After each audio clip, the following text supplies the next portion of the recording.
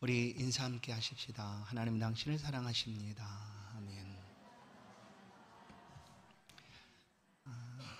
주께서 불쌍히 여기셨다라는 제목으로 함께 은혜를 나누겠습니다. 성경의 모든 기록은 사실 압축인 것을 우리는 기억합니다. 압축. 모든 것을 다 기록하지 않았다라는 거예요. 꼭 필요한 것들을 선별해서 기록하고 있습니다.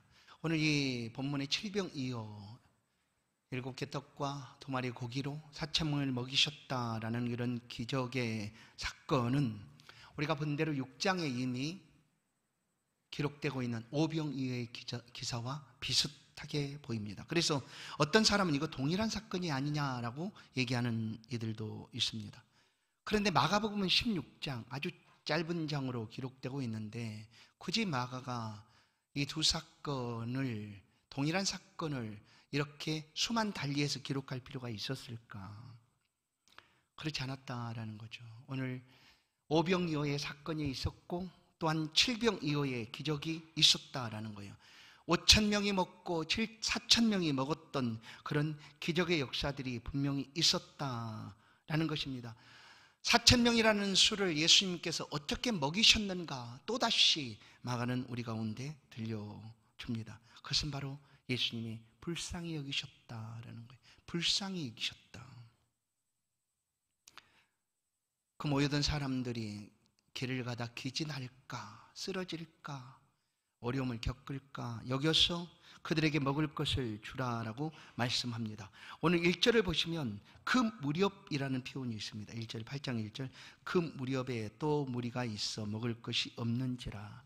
어느 때일까?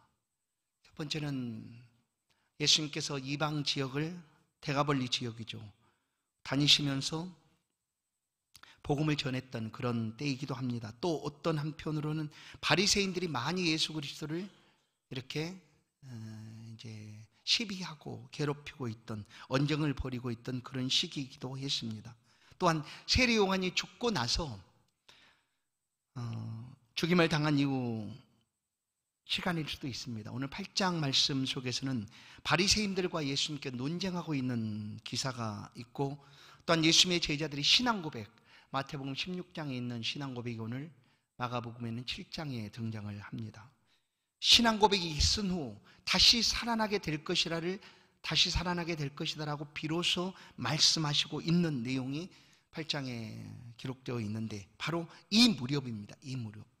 그러니까 이건 뭐냐면 예수님께 상당히 개인적인 신상의 문제로도 굉장히 바쁘고 분주하고 고민되고 힘들던 때였다라는 것을 그 무렵 이 표현이 알려주고 있는 것이죠. 여러분 우리 속담에 이런 말이 있습니다. 내 코가 석자. 알죠? 무슨 말인지 다 알지 않습니까? 내 상황이 여의치도 않는데 어떻게 다른 사람을 돌아보겠어요? 우선 내가 급한데 이거죠. 내 코가 석자다 하는 것. 그러나 예수님께서는 이런 어려움들이 계속해서 다가오고 있었지만 예수님 앞에 몰려오고 있는 사람들을 향하여 예수님은 그 사람들의 연약함을 지나칠 수 없으셨다라는 거예요. 그것이 바로 우리를 향한 예수님의 불쌍히 여기심의 모습입니다. 그래서 그 연약함 속에서도 우리를 향하여 불쌍히 여기시고 우리의 필요를, 특별히 그 배고픔에 굶주려 있는 4,000명이나 되는 사람들의 필요를 예수님께서 지금 채워주시고 있는 모습을 우리가 봅니다. 그것이 바로 칠병이어의 기적 사건입니다. 성도 여러분, 예수님의 이와 같은 불쌍히 여기심이 사실은 오늘 우리가 하나님 앞에 설 수 있는 근거입니다. 하나님께서 우리를 불쌍히 여기지 아니하셨다면, 하나님께서 우리를 모른 채 하셨다면, 하나님께서 우리가 어떤 형편에 놓여 있든지 모른 채 하시고 지나가셨다면 우리는 단 한 사람도 하나님 앞에 설 수가 없었습니다. 그런데 죄에 빠져 아무런 소망이 없던 우리를 향하여 하나님께서 이 마음을 품으셨습니다. 불쌍히 여기는 마음이죠. 우리를 향한 불쌍히 여기신 마음, 긍휼과 자비라고도 표현합니다. 바로 그 마음이 오늘 우리로 하여금 하나님 앞에 서게 하고 하나님의 은혜를 사모하게 한 것입니다. 2절을 보시면 내가 무리를 불쌍히 여기노라 라고 주님이 말씀합니다. 내가 이 무리를 불쌍히 여기노라. 불쌍히 여기노라. 예수께서 불쌍히 여기시는 것은 그들이 먹을 것이 없이 굶주리고 있었다라는 것을 아셨기 때문입니다. 지금 예수님과 함께 그들은 3일 동안 오병이어의 기적이 벌어지던 베세다 광야에는 바로 하룻밤 그 저녁이었죠. 하루 저녁. 그러나 지금 이 칠병이어의 사건은 그들과 함께 3일 동안 있었던 사람들이 이제 3일이 지나서 돌아가려고 하는 시간입니다. 아무도 예수님 나 내 배가 너무너무 고파요. 먹을 것이 없어서 이렇게 어떻게 갈 수가 있겠습니까? 라고 아무도 그렇게 말하지 않았습니다. 아무도. 그래 예수님 아시는 거죠. 이게 우리를 향한 하나님의 은혜입니다. 예수님은 우리를 아신다는, 너무나 잘 아세요. 우리가 감히 표현하지 못해도, 우리가 좀 이것까지 우리가 말할 수 없다 할지라도 예수님은 아시고 미리 그 필요를 채워주시는 주님이시다라는 걸 보세요. 예수께서 2절에 불쌍히 보시고, 그리고 그들이 길을 가다가 기진하여 쓰러질 것을 아셨다. 3일 동안 한 자리에 있으면서 먹을 것을 먹지 못한 그들의 연약함을 예수님께서 아셨어요. 그들이 얘기해서 아신 것이 아니라 예수님이 아셨는데 이 아신 것을 외면하지 않으셨다는 거예요. 이게 우리를 향한 은혜입니다. 이게 바로 하나님의 긍휼과 자비하심이고 우리를 향한 하나님의 그리스도 예수의 불쌍히 여기심의 마음입니다. 차마 우리가 감히 하나님 앞에 구하지 못하는 것이 있다 할지라도 주님은 우리의 마음과 심령을 아시고 미리 아시고 우리가 구하지 못한 것까지도 들어주시겠다, 또한 해결해 주시겠다라고 말씀하시는 참 좋으신 주님입니다. 바로 4,000명의 무리가 굶주림 가운데 있다는 것을 예수님은 아셨습니다. 그러나 그들 중에 누구 하나 예수님 이렇게 3일이나 있었는데 우리 가운데 그래도 최소한 먹을 것은 좀 줘야 되지 않습니까? 라고 말하는 이가 없었습니다. 그러지 않았어요. 아무도 그렇게 안 하죠. 그냥 그들의 배고픔을 그들은 그냥 받아들인 거죠. 받아들였어요. 우리를 불러놓고 이렇게 먹을 것도 주지 않고 우리가 가는 길이 너무나 먼데 그 가는 길에 우리가 쓰러지면 어찌하려고 우리를 왜 불렀습니까? 그러지 않았다는 거예요. 그냥 그들은 이 배고픔을, 굶주림을 그냥 스스로 받아들였어요. 차마 그것을, 그들의 마음의 그 굶주림을 예수님께 말하지 않았다라는 거예요. 어떻게 보면 말할 필요조차 없다고 여겼는지 몰라요. 왜냐하면 그들은 그들 스스로 그 앞에 나와 있었고 예수님 주시는 생명의 양식으로 그들이 배부름을 얻었고, 그래서 육신의 배고픔에 대해서 차마 말하지 않았을 수도 있어요. 그러나 보세요. 예수님 너무나 좋으신 분이죠. 우리가 차마 말할 수 없는 것까지도 예수님은 미리 아시고 그 일을 해결해 주시는 분이시다라는 거예요. 그게 바로 칠병이의 사건을 통하여 우리에게 주시는 하나님의 말씀입니다. 그래서 제자들을 부릅니다. 예수님 제자들을 불렀어요. 이들의 굶주림을 해결해 달라. 너희들이 이들에게 먹을 것을 주라라고 얘기합니다. 그러자 제자들이 얼마나 난감하겠어요. 그래서 광야예요. 광야. 4절을 보세요. 여기는 광야입니다. 어디서 떡을 얻어 이 사람을 배부르게 할 수 있을까? 광야인데. 물론 그들이 제자들은 오병이의 기적을 6장에서 있었으니까 그 전에 이런 경험들이 있었다 할지라도 또다시 그와 같은 똑같은 상황에서 그들은 여전히 같은 말을 할 수밖에 없는 거죠. 제자들은 아니 우리가 어디서 이 많은 떡을 구할 수가 있겠습니까? 여기 광야입니다. 광야 하고 제자들은 예수님의 말씀 앞에 불가능이다 라고 얘기하는 거죠. 이것은 광야입니다 하는 표현은 우리가 줄 떡이 없습니다. 우리는 그들에게 떡을 줄 수가 없습니다 라는 것이었죠. 그런데 예수님은 이 제자들을 향하여 너희에게 너희가 먹을 것을 주라라고 얘기합니다. 그러자 우리는 그럴 수 없다고 할 때 예수님이 한 가지 물으세요. 혹시 너희에게 떡이 몇 개나 있느냐? 그래 7개가 있습니다라고 얘기해요. 그럼 잘 보세요. 7개 어디서 뚝 떨어졌는가? 하늘에 떨어졌는가? 아니면 그 광야 속에 어디에 숨겨진 걸 찾았는가? 이 많은 것이 압축이잖아요. 그런 내용들이 하나도 없어요. 그러니까 성경 굳이 오병이어의 기적과 칠병이의 기적이 똑같아 보이고 비슷해 보이는데 왜 이것을 굳이 기록하는가? 안 해도 되는데, 만약에 그 일이 똑같은 말씀이라면, 그럼 잘 보세요. 여기서 그리스도 예수께서 4,000명을 위한 불쌍히 여기시는 마음을 품고 그 마음을 가지시고 지금 4,000명을 먹이셨다라는 기적의 사건들을 우리 가운데 또다시 들려주고 있는 거예요. 왜냐? 주님은 그런 분이시니까. 조금 전에 5,000명을 먹이셨지만 또다시 4,000명의 굶주리는 그 배고픔을 예수님께서 해결해 주시기 위하여 지금 이렇게 행하시고 계신다라는 거예요. 우리를 불쌍히 여기시고, 그렇게 해서 7개를 가지시고 예수님께서 축사하십니다. 하나님께 기도하시고 무리를 향하여 명하셔서 때를 나눠서 앉게 하고 그들에게 나누어 주었다. 그리고 보니 생선 2마리도 또 있어요. 그리고 그것도 똑같이 그렇게 축사하고 나누어 주셨다. 그리고 그들은 모두가 배불리 먹고 남은 광주리가 7광주리를 거두었다 라고 오늘 칠병이의 사건은 우리 가운데 들려줍니다. 여기서 이제 우리는 왜 예수님께서 이들을 말하지도 않았는데, 그들이 요구하지도 않았는데, 예수님께 그러할 책임도 없었는데 왜 예수님께서 이 많은 사람들에게 제자들이 곤란할 정도로 먹을 것을 너희들이 주라라고 말하고 계실까? 이것이 우리를 향한 주님의 사랑이다라는 것을 우리는 기억해야 합니다. 이것이 우리를 향한 주님의 사랑입니다. 우리는 잊어버려도, 우리는 차마 구하지 못해도, 감히 주님 앞에 우리의 상황이 이렇습니다라고 다 드러내지 못해도 주님은 우리를 아시고 보시고 그 일을 먼저 행하시는 분이시다라는 거예요. 주님이 그렇게 우리를 위하여 행하시고 계신다. 그 자비의 손길로, 그 긍휼하심의 손길로 그렇게 행하시고 계신다라는 겁니다.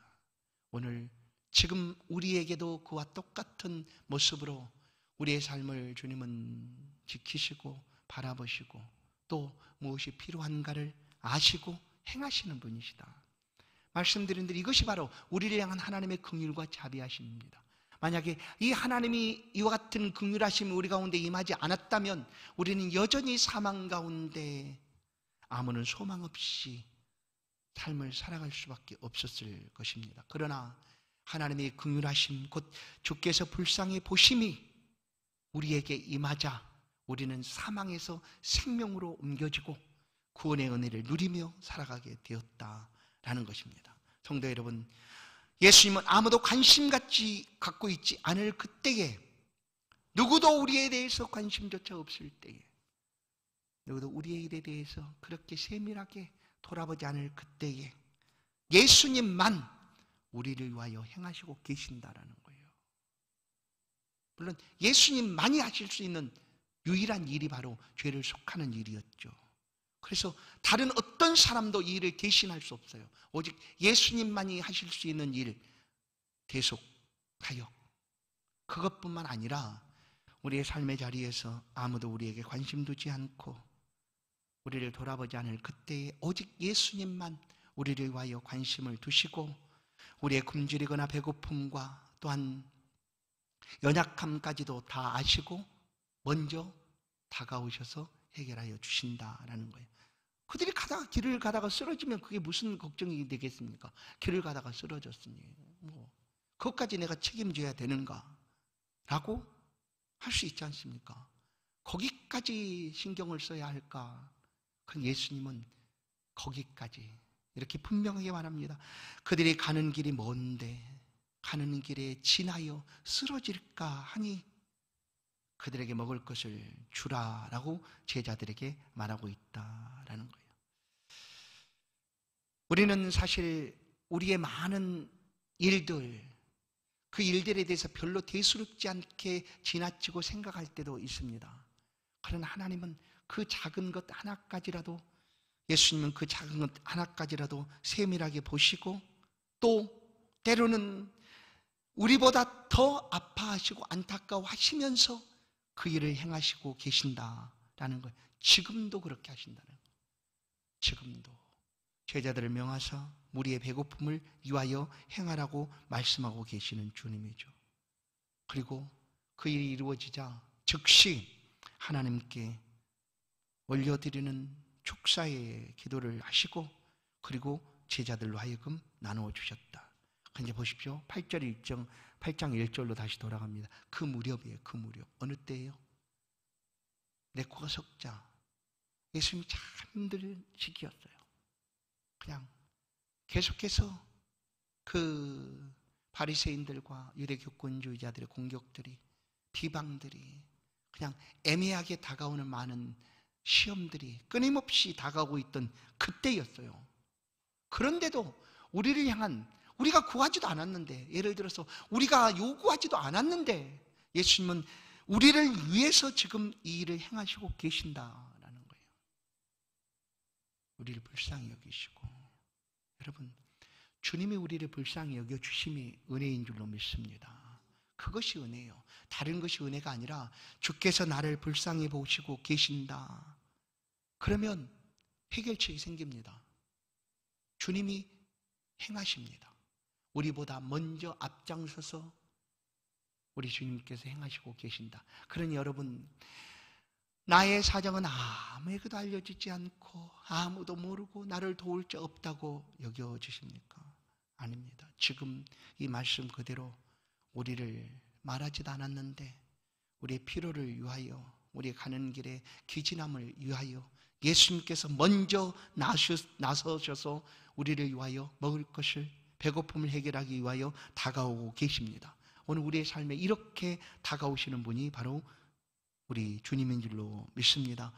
질병이어의 기적은 우리를 향하고 계시는 예수님의 불쌍히 여기심이 이렇게 시작되고 있다라는 것을 말씀하고 있습니다. 이 삶에서, 오늘 본문의 말씀에서 다가오고 계시는 것처럼 지금도 여전히 우리의 삶에 다가오고 계시는 분이시다라는 거예요. 우리가 요구하지도 않았는데, 구하지도 않았는데 주님은 자신을 내어주면서 우리를 위하여 찾아오셨습니다. 내가 알지도 못하는 그때에, 내가 깨닫지도 못하고 있던 그때에, 그냥 오직 나만 보고 나만 위하여 살고자 했던 그 순간에도 주님은 나를 위하여 자신의 몸을 내어주면서 우리 가운데 다가오셨습니다. 그리고 우리를 향한 구원을 이루어 주셨습니다. 이것이 바로 우리를 향한 주님의 불쌍히 여기심의 은혜입니다. 이와 같은 은혜를 맛본 다윗은 노래합니다. 다윗의 고백을 우리가 잘 알지 않습니까? 여호와는 나의 목자시니 내게 부족함이 없으리로다. 바로 하나님의 인도하심과 하나님의 돌보심의 은혜를 다윗은 깨달았습니다. 그리고 그 하나님 앞에 이렇게 고백하는 것이죠. 여호와는 나의 목자시니. 성도 여러분, 다윗의 목자뿐 아니라 오늘 우리를 향한 주님의 다가오심이 이와 동일합니다. 우리를 신만한 물가로, 푸른 초장으로 인도하셔서 우리가 살아가는 길에 어려움이 없도록, 또한 매일 일용할 양식을 구하라 말씀하신 주님은 우리에게 필요한 것이 무엇인지를 아시고 매일 필요한 양식들을, 그리고 가장 좋은 것들로 우리 가운데 채워주시기를 기뻐하시는 주님이심을 분명히 믿습니다. 오늘 이 주님의 불쌍히 여기심이 우리 성도들의 삶에 임하게 될 것이고, 또한 함께 하시는 그 주님의 손길이 한 주간을 살아가는 동안에도 주의 도우심을 인한 좋은 것들로 가득한 그런 한 주간 될 줄로 주의 이름으로 간절히 축원합니다. 하나님 감사합니다. 오늘 이 시간 여름 사역을 은혜롭게 잘 마치고 우리 하나님 앞에 함께 영광을 돌리는 이 복된 시간, 하나님 말씀하심을 통하여 우리의 필요한 것들, 우리가 구하지 못해도, 감히 주께 부르짖지 못해도 우리를 미리 아시고 우리의 필요한 것들을 공급하시고 채워주시는 그 주님의 손길을 오늘 이 시간도 우리가 경험할 수 있기를 원합니다. 그 불쌍히 여기심이 우리의 삶의 곳곳에서 하나님의 도우심으로 임할 수 있도록 주의 백성들의 삶의 자리에 이와 같은 하나님의 은혜가 날마다 임할 수 있도록 인도하여 주옵소서. 하나님의 백성들이 주 앞에 간절히 기도합니다. 우리 자녀들의 모든 연약함들 다 회복시키시고 주의 명철함을 더하여 주사 우리 자녀들이 믿음 안에서 열심으로 공부하고 또한 믿음으로 행하는 그 삶들을 돌아보사 원하는 학교에 다 입학할 수 있도록 지혜로움과 명철함으로 은혜로 늘 축복하여 주시고 함께하여 주옵소서. 예수 그리스도의 이름으로 기도하옵나이다. 아멘.